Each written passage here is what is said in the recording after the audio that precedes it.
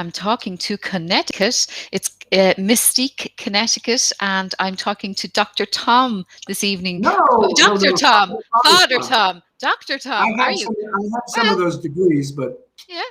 yeah. Well, Father Tom, excuse me, Dr. Tom. I don't know why I said that. Lovely to meet you and lovely to see you. And we are live on Twitter and Facebook and LinkedIn. So, Nice. Father Tom, tell us a little bit about yourself. Well, I was born at a very early age of saintly and holy parents in Greater Boston. My roots are in South Boston, the Irish ghetto of Boston. And so St. Patrick's Day for me growing up was on the level of Easter and Christmas. Not as high, but almost. And it was always when the family gathered together to celebrate. And going to the St. Patrick's Day parade in South Boston was one of the highlights of the year. All the cousins would gather and we'd go trotting down the street to the parade. Okay, so I haven't actually been to Boston yet, but I love your accent, and I think everybody tuning in is going to love your accent. If anyone is watching, do comment because we can put your comment on the screen. So, Father Tom, the reason I'm talking to you is you actually run Ender's Island, and a lot of people might not know what Ender's Island is. Tell me a little bit about that. Well, we're an 11-acre island off the coast of Mystic, Connecticut. It is a place where when people cross our causeway, they come oftentimes seeking some sense of healing, seeking hope, trying to discover some sense of inner peace. It's a very diverse ministry. We have a ministry to people in recovery, which goes back to 1967. And we have 12-step meetings. We do a lot of one-on-one with folks. We have weekend retreats for people in recovery. And we also have a recovery residence for young men in early recovery. And they may come and stay with us 3 months or 3 years. Wow. And we help them find a path to a new, healthy, productive, sober life. We also have an Institute of Sacred Art where we teach many of the classic art forms from the church's history: iconography, calligraphy, manuscript illumination, Gregorian chant, stained glass, carving, mosaics, and people come and learn not only the techniques but the rich spiritual traditions that underpin all these, because sacred art has always been an opportunity for people to express their intimacy with God and to really join in the creative genius of God and sharing that with others. And then we have a ministry of spiritual retreats, and we have people, all types of people come, priests, religious, lay people, deacons and their wives, weekend retreats, day retreats. It's a whole plethora of ministries. Well, I know for me, as a person in recovery myself, I'm 13 years sober this year. I know that what you really, for people who are already in recovery, it's such an important thing to be able to take time out and to go to a retreat like yours. I know when I came around early recovery first, I found it difficult to mention the God word. So I would be one of those. I'm one of those, Father Tom, right? I'm one of those. So I talk about the higher power more. So I just find it easier. But I definitely do. I am on a spiritual program. But, I do find that a lot of people outside of our world probably wouldn't understand or might not be interested in talking about that. But it's just for you, for what you do, it's amazing to have that place where people can find hope and a safe haven, I suppose, for people. So it's a lovely thing that you do. What's interesting, Sam, is that a lot of times people in early recovery, they get sober. They stop drinking, they stop using, they stop doing whatever, and their lives don't change. Yeah. And so it's trying to help them discover Yes. that inner balance and a sense of the dignity that is theirs. It really is a journey that the secular world sometimes misses, because people who have long-term, healthy, balanced, joyful recovery have a rich spiritual life. Oh, yeah, Yeah, totally. Yeah. yeah. And actually, Sandra has said hello. Sandra, and you and I have to go over to see Father Tom, right? Oh, So Sandra is in Dublin here in Ireland, and Anya is here as well, saying hello to you, Father Tom, and Ailish as well. So thanks a million for tuning in, guys. So tell us, how did you get involved in the Sober St. Patrick's Day movement? well, I met Bill Riley a number of years ago, and a few years back, we have a big St. Patrick's Day celebration here in Mystic, Connecticut. It's amazing. Ah, Huge parade. And I was chosen, invited to be the Grand Marshal a number of years back. cool. And I kept saying, why me? Why me? But I really enjoyed it. But then when I heard about Sober St. Patrick's Day and the desire to bring that concept to other towns and cities, I talked with Bill Riley and I said, we would love to do it here in Mystic. And I talked to the Mystic Parade Foundation, and they were excited about it.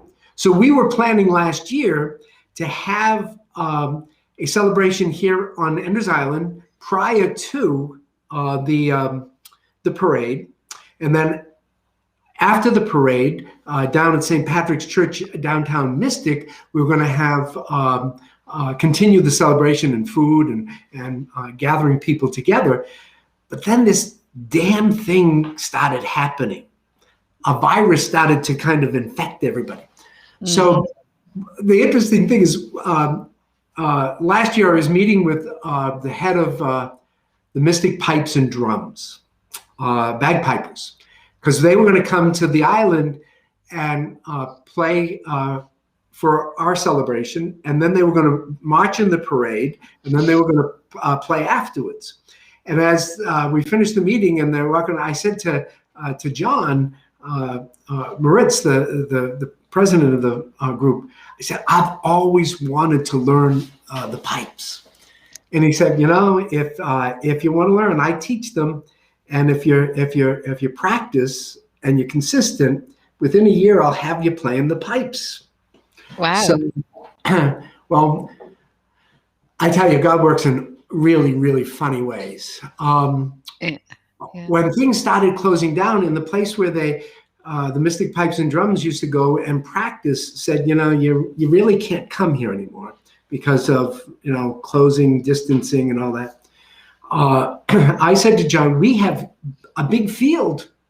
The weather is nice. I said, you want to come and practice out on our big field every week?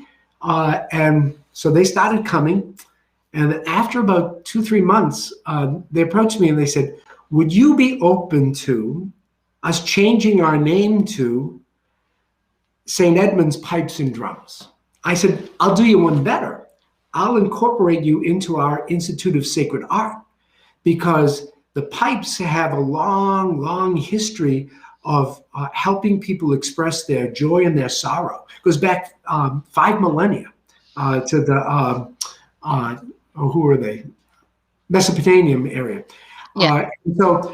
So they have become the St. Patrick's, the St. Edmund's Pipes and Drums, and they're going to play on Sober St. Patrick's Day program, which I'm really excited about. And things have just kind of developed. And, I've known Bill, and when he was trying to figure out what they were going to do this year, I said, we have a way to help. And as you know, Mark Osman, who is head of our IT. Who is awesome. Yes. Has been really, really helpful in putting the technical pieces together for a virtual celebration of Sober St. Patrick's Day. But next year, when we are back on the streets for parading down, I hope people will come to Mystic, because hopefully my goal is to be marching down the street playing the pipes with the group. Oh So my gosh, I can't wait. Oh, we have to hear from you now. I mean, yeah, that's brilliant. Well yeah. done. How are you finding it? Is it hard? Yes, yes, especially there's when you see the piece that's gonna um, Show play. broadcast, yeah. Now you'll see this 10-year-old kid playing the pipes, and I keep looking at him and I say, "Damn!" I can't get my fingers always to do what my head is telling me to do. And not only do you have to learn to play the chanter, but then you have to learn how to keep the air in the pipe and keep a consistent. So my instructor has me walking up and down the drive, just making a constant noise. He won't even let me try to play a tune yet on the. And I only got the pipes as a gift from Christmas. But we have a number of folks in our recovery community who have become drummers and Ah, great. That's lovely, isn't it? beginning to pipe. Yeah. Yeah, well, that's lovely, because I do think, when you get sober, you find talents that maybe you thought about when you were younger, or you started when you were younger, but then you get back into them. Like I paint again, and, just little things like that, you just forgot that you could do. And Yeah. I think when you get sober, you can actually achieve anything at all, Absolutely. All things are possible. I keep telling our young guys, this is not only a road of recovery, but it's a road of discovery. Yeah. Yeah. Discovering your inner self, but also discovering the gifts and the talents and the graces to live a whole different life. The only thing you have to add is willingness. Yeah. Am I willing to invest myself? Because there's a difference between complying, not drinking, and investing in the life of recovery. It's amazing. And I do believe is that Mystic, is that Ender's Island in the background there that you have there? I believe you can press another button and I can get press it. another button and you can see what it looks like in the summertime. Oh, it's by the sea as well. It's an island. Oh, yeah, it's an island. Yeah. Yeah, but we're an island, but we're not all by the sea. Yeah. But we're only 11 acres. And this was the home of Dr. Thomas and Alice Enders. And shortly before Alice died, she gave the church the island to the church, to the Society of St. Edmund, my religious community, to use as a place of healing, hope, and renewal. I want to go there so bad. Sandra, you and I, we're getting a plane and we'll go, right? But anyway, it's like really, it's lovely to talk to you, and it's lovely to hear the story about how you got involved in Sober St. Patrick's Day. And a lot of people were saying to me, oh my gosh, are you crazy? I want to drink on. Look, they can watch Sober St. Patrick's Day, our party, online, and they can have a drink if they want, if they're not in recovery and if they're of age. That's what Bill said. Yeah. We're not telling people not to drink. We're just saying that this is an alternative for people to have a party, celebrate all the good things about Ireland that people don't hear about. Like when I go to America, they always say, oh, you must drink Guinness, you must drink whiskey. And there's so much about Ireland. Like when you came to visit, Father Tom, when you came to visit Ireland, like what was it that struck you about Ireland? What, like, I know fresh air, scenery, all of that stuff. Like, what is it? Well, not only the beauty of the area, but the people, the people of Ireland. I've been to Ireland, I think 13 or 14 times. And I remember when I was brand new in recovery, I was 90 days sober when I got on Aer Lingus to leave Boston to go to Ireland. And I can remember going to an AA meeting in somewhere in Galway area. And it was all in Irish. They didn't speak English. It was all in Irish. Wow. And, there was a sense of of acceptance and Yeah. a real sense of understanding what they were talking about. And I've been to some very interesting meetings in all different types of places around Ireland. But one of my really favorite stories about Ireland is we were planning a trip, and I was a couple of my cousins and two other priests, and I was put in charge of organizing it. And we had found a house in Galway near Spittle to rent for 2 weeks. And just before we were going, the Irish Tourist Board just flooded America with advertisings for, Irish come home to Ireland, right? Mm-hmm. Mm-hmm. And one of the scenes that was always just caught my attention was people riding horses on the beach in Ireland. Right. And I kept telling the others that that's something we had to do in order to have a real spectacular real Irish vacation. And they kept, no. But one day we're leaving Galway city, and we were heading up the Connemara Coast Highway. And as we passed through Spittle, I saw a big sign and it said horseback riding on the beach. There you go. I was driving. So we go down this dirt road, and it was spectacular. We come up and we meet this Irishman.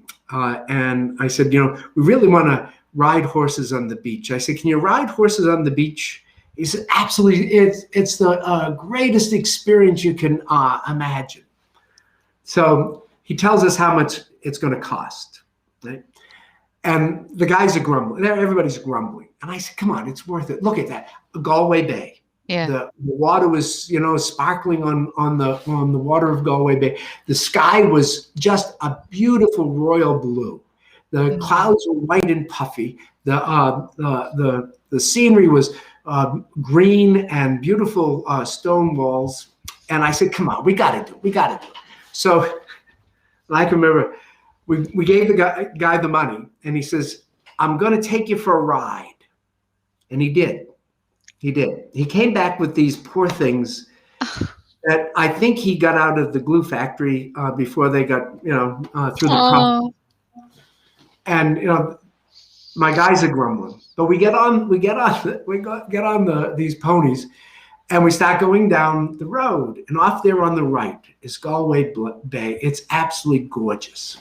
We get to the end of the lane, and we turn left, and we start going down the road with the cars going by us, and then we're in people's backyards ducking under clotheslines. And I kept saying to the guy, can you ride the horses on the beach? He said, oh, it's a grand experience. Finally, I said to him, are we going to ride horses on the beach today? Yeah. And he looked at me like that I was crazy. He said, today? He said, the tide's in. You can't ride horses on the beach when the tide's in. So this grand experience kind of just fiddled up. So I made it a point when I got home. I was going to learn how to really ride horses, and I was going to go back and I was going to ride. And I went up to Sligo, I took a lot of lessons. Went up to Sligo, and I galloped upon the beach in Sligo, and it was spectacular. Fantastic. Fantastic. So I've done a lot of horseback riding over there in Ireland. Yeah. Well, there you go. The power of video and the power of an advertisement. I haven't even done that. You did it, and I haven't done it. You should try it. It's a wonderful experience. Oh, I don't know. I don't know. I don't like this thing about the horse. I still think a horse has its own mind. I don't know. I haven't got to that stage yet, but well done. And that's what I love about recovery as well, and about, you can actually do all those little things you dreamed about doing. I love that, Yeah. So thanks very much. Gosh, it's been really good talking to you. Well, you'll have to come visit us, and then we'll make a point to go visit y'all. Oh, absolutely. And I just think it's wonderful that we can do this online and that people Yes. can join. So if people do want to come to Sober St. Patrick's Day, like as we mentioned, there's going to be the pipe band, there's going to be there's lots of music, lots of fiddles and all the kind of Irish stuff, the Yeah, dancing. Hmm? and celebrating the real gifts that the Irish have brought to the world community. Yeah, You know, and I know a lot of people who have their sobriety day on March 18th because yeah, St. Patrick's Day was, they don't even remember their last St. Patrick's Day drinking. But on March 18th, many of them mm, began their journey of discovery and recovery. And that's what we hope to help people realize, celebrate the rich traditions of the Irish, but also for those who are struggling with addiction. And there's so many in our families that do that. yeah. Um, to show them that there's a different way to live. There's a journey of hope that can just bring folks to a whole new appreciation of their own lives and the folks around them. A new life, a new joy, a new happiness. And also, Sandra just said hers is the 21st of March. Ah, Um, yeah. there you go. And you see, and also another thing that I love about Ireland that doesn't get spoken about enough is the food. I think the food, the Irish food Oh, I love. space Oh, is you know, just, when I started going over there, said, "Oh, the food is terrible. It's just boiled potatoes." And I think the food of Ireland is rich, and it fills the soul as yeah. much as it fills it. My favorite brown bread is a little in Spittle. I think they have the best brown bread anywhere. Oh yeah, and the butter has to be butter as well. And then I know there are so many talented chefs here in Ireland at the moment that are their creativity is just beautiful, like to see. And I know Terry McCoy is going to be doing a cook along, so people can actually download the recipe and they can actually cook along on Sober St. Patrick's Day as well with us online. So lots in store. It's going to be a really fun event. It's free as well, which is lovely. So do come along. And if you know anyone that might want to go along, please spread the word. SoberSt.patricksDay.org. There are people registering from all over the world, Father Isn't Tom, which is that, isn't that lovely. Yeah, wonderful? Wonderful, yeah. yeah. So now So we can reach a global audience, yeah, Yeah, imagine what 10 years ago it was just a group of folks down in New York, yeah, Manhattan, yeah. and now people are celebrating across the globe the joy of St. Patrick's Day, I and mean, this is it exactly. And I mean, when I know a lot of people have suffered and struggled through this pandemic, and some people have lost people and all of that. So for this is just to spread a little bit of joy and happiness, and people might be missing Ireland. They might actually come home around St. Patrick's Day. So at least we be able to give people that are abroad that can't get home or can't go visit people, at least we can all join them online and celebrate together. And Ailish just said, I'm loving Father Tom's Connemara green jumper. oh, it's my favorite. It's my favorite. Brilliant. Okay, well, look, thank you so much for your time, Father Tom. Oh, Lovely thank to you. meet you. And thank you for sharing those stories with us. And Thank you I'll, and so I'll, much. and I'll see you on the 17th. Yes, Right. definitely. Thanks. All Bye. right. Thank you Bless so you. much. Bye-bye.